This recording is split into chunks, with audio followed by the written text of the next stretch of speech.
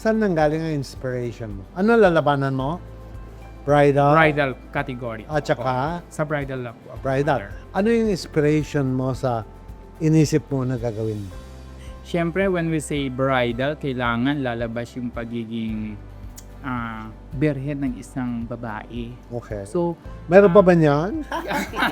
yes, Kasi kaysa na lang yan.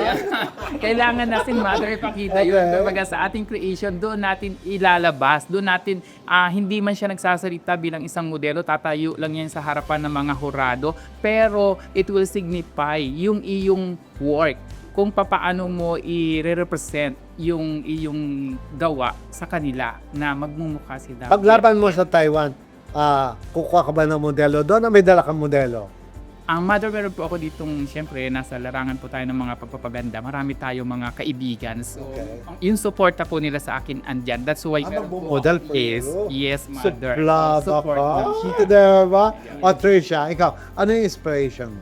Ang inspiration ko po dun sa aking category na sa hair color style braiding, syempre dapat kakaiba. Okay. Meron kang pasabog na ilalabas. Okay. Doon naman po sa fantasy, So, dalawa sasabihan yes, mo. mother. Fantasy and Hair color, color braiding. styling. Okay. Yes.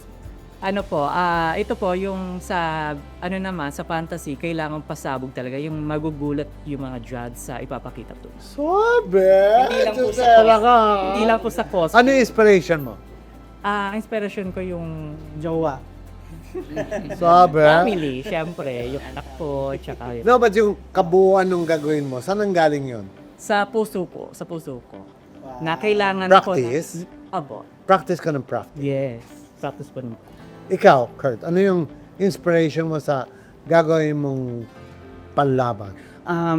Ang kategory ko po ay bridal makeup at saka fantasy. So sa bridal makeup, yan po ang inyong abangan kasi maraming magagaling. Pero kailangan nating lumitaw. Sa fantasy naman, pag sinabing fantasy, lahat ng mga katunggali dyan ay may kanya-kanyang pantasya. So ang ilalabas ko ngayon kung ano ang pantasya ko sa utak ko. Kaya Order. abangan. Correct.